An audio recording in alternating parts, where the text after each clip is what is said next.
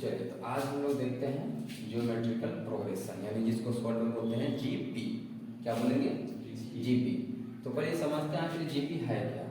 कहता है ए सीक्वेंस ए, मतलब A1, A2, A3, ये जो सीक्वेंस है, इसी सीक्वेंस को हम लोग ज्योमेट्रिकल प्रोग्रेशन कहेंगे यदि कोई कंडीशन होना चाहिए। क्या होना चाहिए? Each term is non zero, सभी टर्म नॉन जीरो होना चाहिए, मतलब जीरो कोई भी टर्म नहीं होना चाहिए, and common ratio is constant, और कॉमन रेशियो सेम होना चाहिए। अभी दोनों बात हम बताएंगे कि किसको कॉमन रेशियो कहते हैं। ठीक है, कॉमन रेशियो का मतलब हो गया कि अगर हम इसमें से इसको डिवाइड देंगे, यानी कहने का मतलब ये कि आर मतलब हो गया common ratio. Common ratio R कहने का मतलब ये हुआ कि सेकेंड टर्म को जब हम फर्स्ट टर्म से डिवाइड करेंगे, ऐसे सेकेंड टर्म को जब हम फर्स्ट टर्म से डिवाइड करें तो हम लोग को जो यहाँ मिलेगा वही हम लोग को अगला मिलेगा, यानी जब थर्ड टर्म को हम सेकेंड टर्म में डिवाइड करेंगे वही हमको सेम मिलेगा जब हम फोर्थ टर्म को थर्ड टर्म से डिवाइड करेंगे। समझ में आ रहा है? और उसी को हम लोग नाम देंगे आर।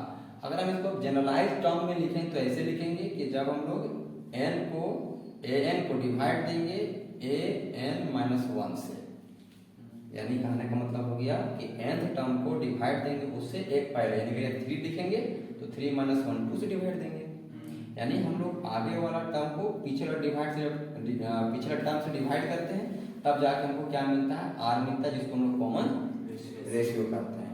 तो यहाँ अगर हम जीपी की बात करते हैं तो देखिए यही हो गया फॉर्मूला, समझिए तो आर निकालने का। ठीक है, आर मतलब कॉमन रेशियो निकालने का।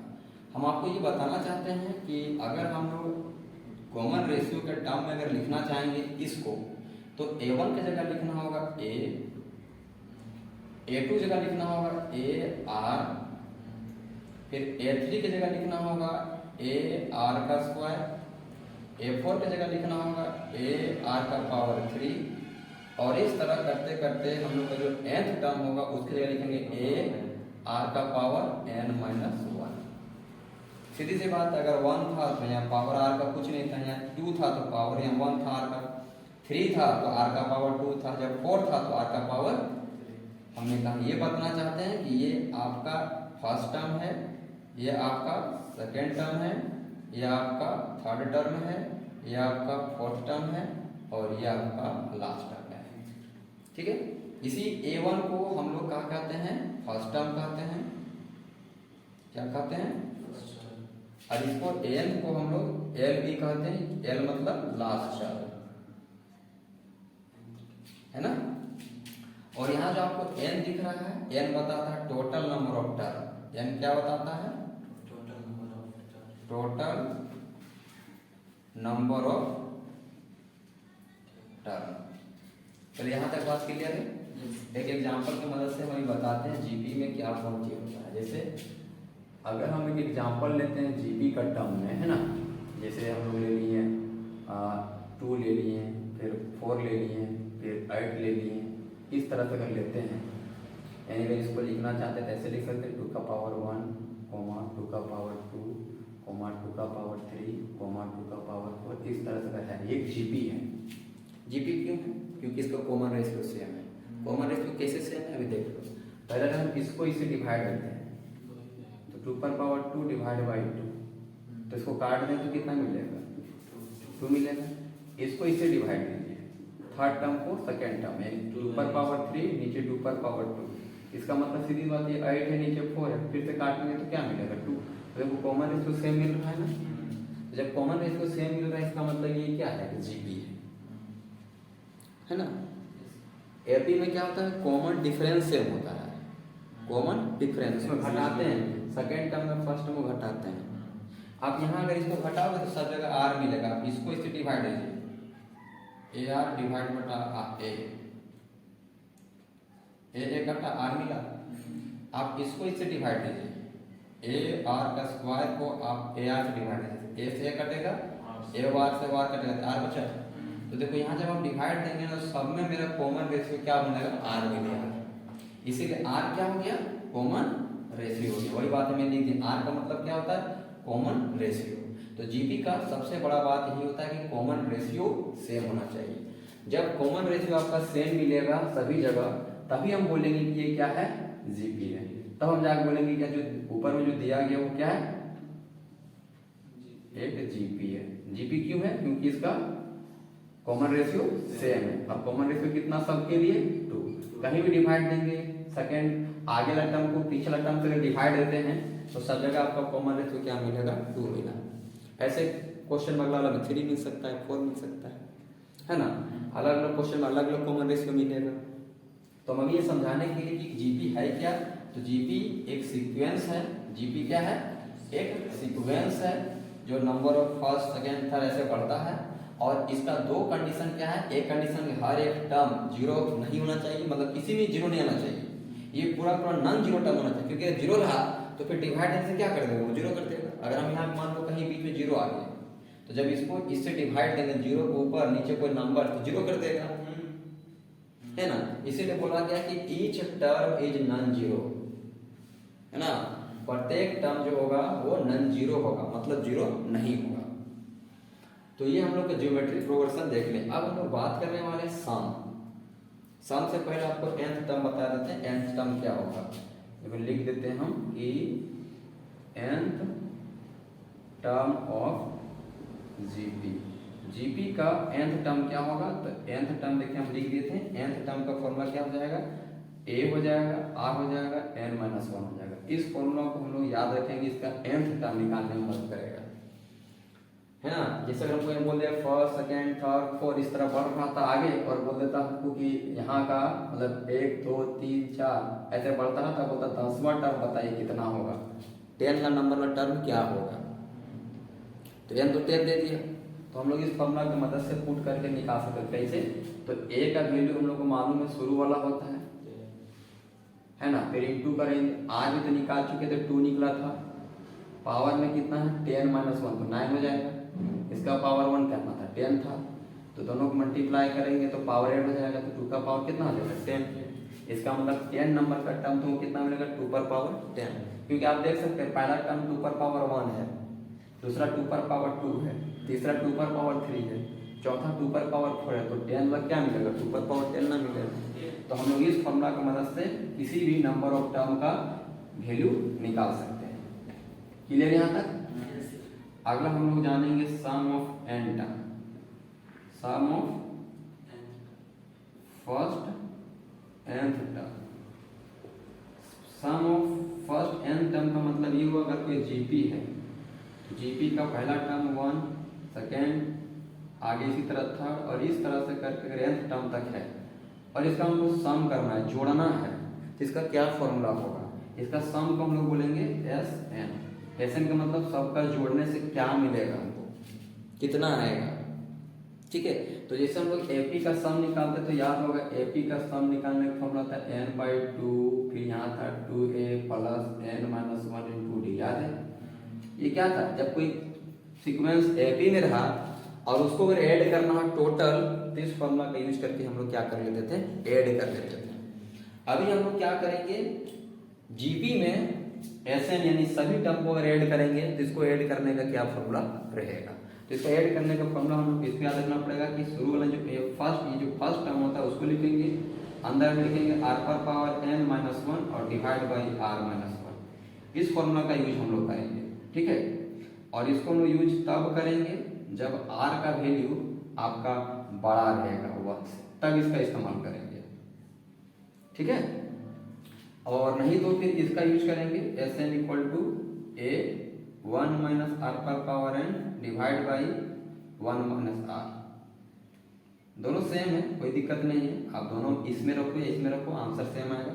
लेकिन इसका इस्तेमाल आप तब करना जब आपका r का वैल्यू 1 के बराबर, मतलब 1 से छोटा होगा। 1 से छोटा होगा तो आप इसको यूज करना, 1 से बड़ा होगा तो आप इसका यूज करना। इस फॉर्मूला का यूज करके हम लोग क्या निकालेंगे, सम ऑफ n टर्म निकालेंगे।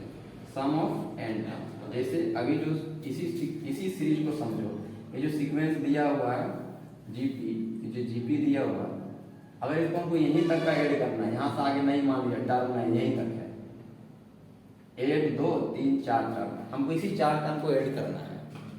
ठीक है, इसी 4 टर्म को अगर ऐड करना है तो सबसे पहले उस जीपी में हमको जो क्या क्या चाहिए पहले उसको लिख लेंगे। अगर जीपी है 2 4 6 8, कहाँ तक गया था हमने, 2 4 था, फिर 8 था, 16 था, ऐसे था, यहीं तक समझ लीजिए, यहीं तक हमको ऐड करना है। तो हम लोग जानते हैं कि जो शुरू वाला होता है उसको हम लोग बोलते हैं फर्स्ट टर्म, तो फर्स्ट टर्म 2 मिल गया। जब सेकेंड टर्म को फर्स्ट टर्म से डिवाइड देते हैं तो हमको क्या मिल जाता है, आर मिल जाता है। तो आर भी कितना मिला, 2 मिल गया। उसके बाद आपको क्या चाहिए, नंबर ऑफ टर्म, तो 1 2 3 4 यहाँ तो दिख रहा है, n बराबर 4। तो अगर हमको Sn निकालना है तो हम इसमें से किसी में भी बीच पुट कर सकते हैं, लेकिन देख रहे हैं कि r का वैल्यू कितना है, x से बड़ा है, तो इसका इस्तेमाल करेंगे। इसका इस्तेमाल करेंगे तो Sn पुट करेंगे, तो Sn इक्वल टू यहाँ एक फॉर्मूला लिख देते हैं, a r पर power n-1 divide by r-1। अब a का वैल्यू कितना होगा, 2 है, तो 2 पुट करेंगे। r का वैल्यू कितना है, 2 है, तो 2 पुट करेंगे। और n का वैल्यू कितना है, 4, -1 हो जाएगा डिवाइड बाई r-1 यानी कि 2 - 1। क्लियर है यहाँ तक। अब हम लोग जानते हैं कि आगे अगर सॉल्व करेंगे इसको तो ऊपर पावर 4 तो 16 होता है, 16 में अगर 1 हम सब्ट्रैक्ट करेंगे कितना मिलेगा, 15 मिलेगा। तो यहाँ हो गया 2 × 15 डिवाइड बाई, तो 1 मिलेगा। 1 नीचे लिख के कोई फायदा नहीं है, वो मल्टीप्लाई करने से कितना मिला, टोटल 30। कितना मिल गया। आप ऐसे यहाँ ऐड करके देख लो, यहाँ से यहाँ तक में आपको 30 मिलेगा। कैसे देख लो, ये 4 और ये 16 हो गया 20, और ये 8 और ये 2 हो गया 10, तो 20 + 10 हो गया 30। तो इस जीपी का जो सम हुआ कितना निकला, 30 निकला। आई बात समझ में। तो आज हम लोग अभी यहाँ 3 चीज के बारे में जानेंगे। जीपी क्या है पहले वो समझ में आया, जीपी का अगर nth टर्म निकालना है वो कैसे निकालेंगे, और जीपी का अगर पूरा सम निकालना है तो वो कैसे निकालेंगे। ये 3 चीज अभी हम लोग देखें। ठीक है, इसके आगे भी हम लोग क्वेश्चन करेंगे, पहले यहाँ तक लिख लीजिए।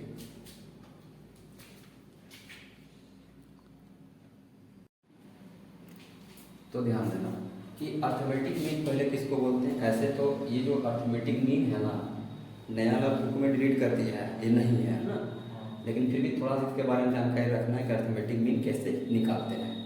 तो बोलता है कि the arithmetic mean of 2 positive number, किसी भी 2 पॉजिटिव नंबर जैसे a है और b है, तो उसका जो मीन होगा वो ये कहलाएगा a + b/2। यानी हम इसको शॉर्ट में कह सकते हैं अर्थमेटिक मीन को am, क्या कह सकते हैं, am। तो am जो होगा ना, हम लोग ये कह सकते हैं कि am निकालने का फॉर्मूला क्या होगा, a + b/2। इस फॉर्मूला से क्या करेंगे, हम अर्थमेटिक मीन को निकाल लेंगे। ठीक है, तो इसके बारे में जानकारी इतने रखना है कि अर्थमेटिक मीन निकालना है तो 2 नंबर को ऐड करके 2 से डिवाइड करना है। इसके बारे में डिटेल है, ठीक है, लेकिन ये पूरा डिलीट है, इस सेक्शन डिलीट कर दिया गया है। लेकिन अगर निकालते हैं कैसे वो थोड़ा समझ लेते हैं।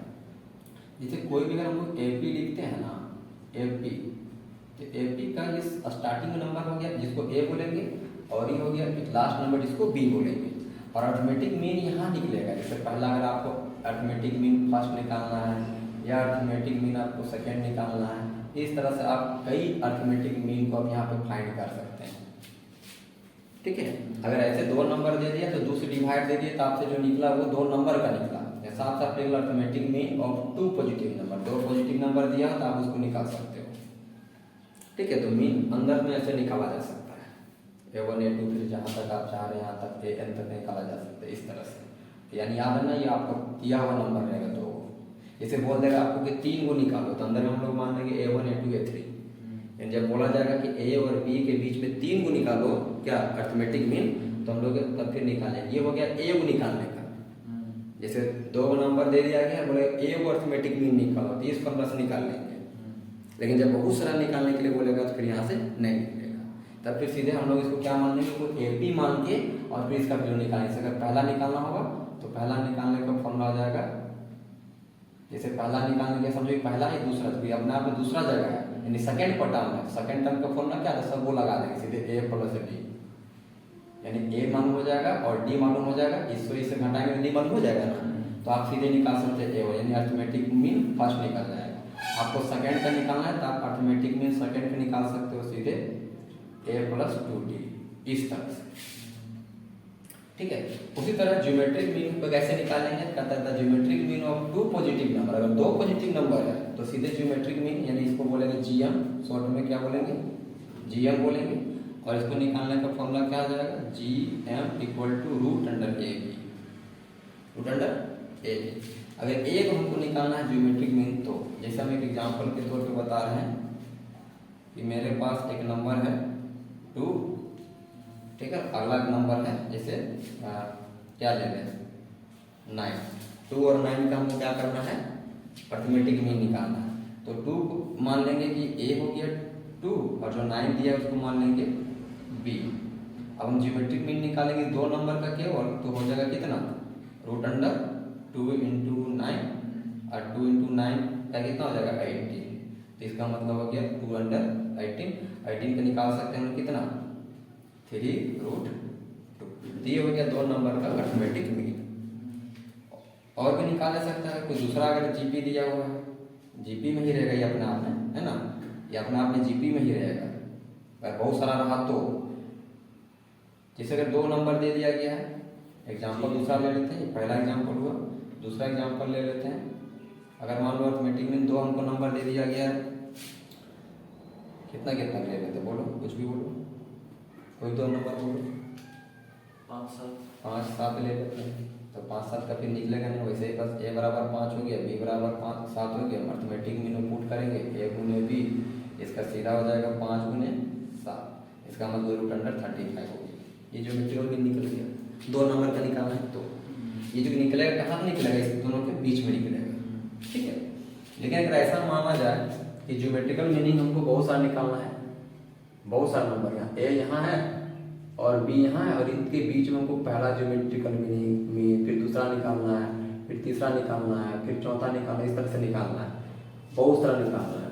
तो सबका निकालने का फॉर्मूला निकल जाएगा। जैसे ये जो जीवन होगा उसका निकालने का फॉर्मूला हो जाएगा आपका कितना, तो सीधे आप याद रखना इसका निकालने का फॉर्मूला हो जाएगा a r, क्योंकि अपने आप देखो नहीं फर्स्ट तो सेकेंड टर्म के जैसा है, तो सेकेंड टर्म के जैसा है तो सेकेंड टर्म के निकालने का फॉर्मूला ही होता है। अगर हमको सेकेंड का निकालना है तो G2 को निकालेंगे, तो G2 निकालने का फॉर्मूला जाएगा a r स्क्वायर। G3 का अगर निकालना होगा तो इसका हो जाएगा a r 3, मतलब जितना यहाँ उतना ही पावर यहाँ होगा। अगर इस तरह हम लोग का n निकालना होगा Gn का, इसका फॉर्मूला जाएगा a r पर पावर n, समझ में आ रहा है ना। और अगर हम लोग b का वैल्यू तो जान ही रहे हैं, अपने आप में ये a है और ये b है, और ये b अपने आप में nth टर्म है और ये आपका हो गया फर्स्ट टर्म, समझ में आ रही बात। तो इस तरह करके हम लोग क्या कर सकते हैं, अंदर का भी मतलब दो नंबर के बीच में हम बहुत सारा ज्योमेट्रिकल मीनिंग भी निकाल सकते, ज्योमेट्रिकल मीनिंग भी बहुत सारा निकाल सकते हैं। और याद रखना है कि बस जब ये सब रहेगा ना, ये अपने आप में क्या बनाएगा, जीपी बनाएगा। लेकिन जीपी बनाएगा तभी हम इस फॉर्मूला का यूज कर सकते हैं, ठीक है। जब G1 G2 G3 या G4 अगर G4 तक ही है और फिर B आ गया, तो ये सब हम तभी यूज कर सकते हैं, ये फॉर्मूला तभी यूज कर सकते हैं जब ये सब अपने आप में क्या रहेगा, जीपी के टर्म में रहेगा। और जीपी होने के लिए क्या चाहिए, कॉमन रेशियो सेम होना चाहिए, ठीक है। एक तो हम इसके मदद से निकाल सकते हैं, और दूसरा हम लोग यहाँ और मदद से दूसरे मदद से भी निकाल सकते हैं, जैसे कि किताब में दिया हुआ है, ठीक है, कि अगर हमको b, ये तो भाई अपने जगह पे b का जो वैल्यू लोग जान रहे हैं यहाँ पे क्या हो जाएगा, तो b का वैल्यू जब लास्ट में, तो इसका फॉर्मूला क्या हो जाएगा आपका a r n प्लस 1 हो जाएगा, क्योंकि लास्ट यहाँ n तक था, इसके आगे वाला क्या हो जाएगा n प्लस 1 हो जाएगा। और अगर r निकालेंगे तो r निकालने के यहाँ से फॉर्मूला बन जाएगा आपका b बाई a, क्योंकि अगर ये डिवाइड में अगर b बाई a हो जाएगा, और r निकालना है तो हम लोग यहाँ से हो जाएगा पावर 1 बाई n प्लस 1, ये r निकालने का फॉर्मूला हो गया। जब r निकालने का फॉर्मूला हो गया, तो अब जीवन अगर निकालना चाहेंगे तो जीवन का फॉर्मूला क्या हुआ, क्या लिखे हैं, a r लिखे हैं, तो यहाँ a हो जाएगा, और r का वैल्यू इतना बड़ा जो दिख रहा है यहाँ साथ में पुट कर देंगे, एक बार लिख देते हैं g r, इसका मतलब a और r का वैल्यू b बाई a पर पावर 1 बाई n प्लस 1। आई बात समझ में। तो इस तरह से हम G2 G3 G4 के निकाल सकते हैं, लेकिन इधर इससे निकालना आसान होगा, हम लोग इधर से निकाल लेंगे, ठीक है। हम लोग ऐसे भी निकाल सकते हैं, जीवन का वैल्यू इससे निकाल सकते हैं, a b के टर्म में रहेगा निकाल सकते हैं, और अगर आर दिया हुआ है तो हम ए आर की मदद से सीधे निकाल लेंगे। यहाँ आर की जरूरत नहीं है, हमको यहाँ ए बी और एन की जरूरत है। ठीक है, तो इससे भी हम लोग यहाँ से निकाल सकते हैं। अब एक्सरसाइज पे आते हैं। एक्सरसाइज में देखिए कैसे कैसे सवाल दिया हुआ है। जैसे कि पहला आप लोग, अच्छा उससे पहले एक और चीज़ है, रिलेशन दिया गया है दो के बीच में। किसके बीच में रिलेशन दिया गया है? तो ये जो रिलेशन और है अर्थमेटिक मीन और ये पढ़े जो ज्योमेट्रिक मीन, इन दोनों के बीच का रिलेशन दिया है। और रिलेशन क्या दिया, ध्यान दीजिएगा। रिलेशन बिटवीन ए एम मतलब अर्थमेटिक मीन, इसको शॉर्ट में केवल ए बोलेंगे, एंड जी एम इसको शॉर्ट में केवल जी बोलेंगे। ठीक है, तो relation between A M and G M, इन दोनों के बीच में क्या रिलेशन है, जिसे कि हम लोग जानते हैं अर्थमेटिक मीन ए। तो ए बराबर हम लोग जानते हैं फॉर्मूला होता है ए प्लस बी बाई 2, और जी बराबर जानते हैं फॉर्मूला होता है रूट अंडर ए बी। क्या होता है? अब इसका रिलेशन हम कैसे निकाल सकते हैं? तो अगर हम इन दोनों को ऐड करें तो एक रिलेशन बन सकता है, अगर हम लोग सेपरेट करें तभी रिलेशन बन सकता है। अगर हम इन दोनों का आपस में अगर सेपरेट कर देते हैं, सेपरेट कर देते हैं ए को जी से, इधर होगा ए माइनस जी, इधर क्या हो जाएगा a plus b divide by 2 minus root under A b, ही ना आएगा।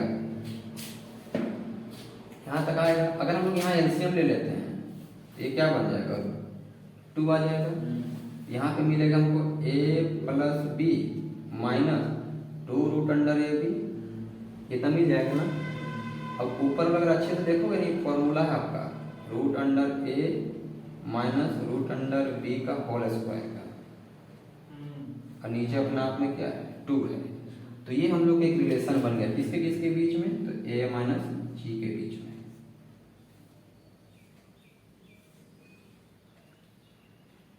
समझ में आया कि ये वाला फॉर्मूला कैसे यहाँ है, आपको चेक करके बता रहे हैं। अगर हम इसको तोड़ देते हैं ना पूरा ए माइनस बी का होल स्क्वायर को, तो आपको यही रिजल्ट देगा ऊपर वाला। कैसे कि फॉर्मूला क्या आता है, ए का स्क्वायर होता है, ऐसे लगाओगे ए का स्क्वायर, फिर माइनस दोगे 2 ए बी लिखोगे तो 2 लिखोगे, ए की जगह ये है, ए बी बी में तो इसे दोनों रूट में लिख रहे हैं ऐसे। उसके बाद क्या हो जाएगा प्लस में बी का स्क्वायर यानी रूट बी का स्क्वायर। तो हम लोग अच्छे से जानते हैं कि रूट और ए स्क्वायर उससे कैंसिल करेंगे, केवल ए बचेगा, यहाँ से केवल क्या बचेगा बी बचेगा, और यहाँ क्या बचा माइनस में 2 रूट अंडर ए बी। एकदम यही चीज यहाँ लिख रहा था ऊपर में, इसी के इसके जगह हम इतना लिख दिए और नीचे 2 है, ये रिलेशन बन गया। इसी तरह आप प्लस में रिलेशन निकाल सकते हो। ठीक है, जैसे कि दोनों घटा दिए तो ये बन गया। अगर जोड़ देते हैं तब क्या बनता है, इसको भी दिखा देते हैं। अगर दोनों के सब्ट्रैक्ट किए तब ऐसा बना, अगर हम लोग ऐड कर देंगे तो कैसा बनेगा,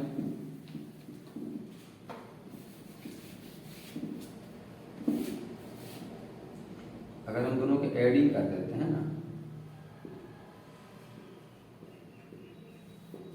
तो ये बन जाएगा ए प्लस जी। ए का रिजल्ट क्या था, a plus b divide by 2 plus root under a. फिर से वही होता, नीचे एलसीएम होता 2 आता, यहाँ ए होता प्लस बी होता प्लस 2 रूट अंडर ए बी आता। अब की बात ऊपर वाला जो फॉर्मूला हो जाएगा ना ए प्लस बी का होल स्क्वायर का फॉर्मूला बनता, और नीचे आता है रूट। बात समझ में आया? तो ये प्लस माइनस का रिलेशन हो गया, ये समझा जाए तो ये प्लस का रिलेशन आ गया। ठीक है, तो इतना सारा चीज को जानकारी रखना है, तब हम लोग एक्सरसाइज में जाके बनेगा। ठीक है, एक्सरसाइज का सवाल को आप आराम से बना सकते हो, है ना। पहले यहाँ तक राइट करो।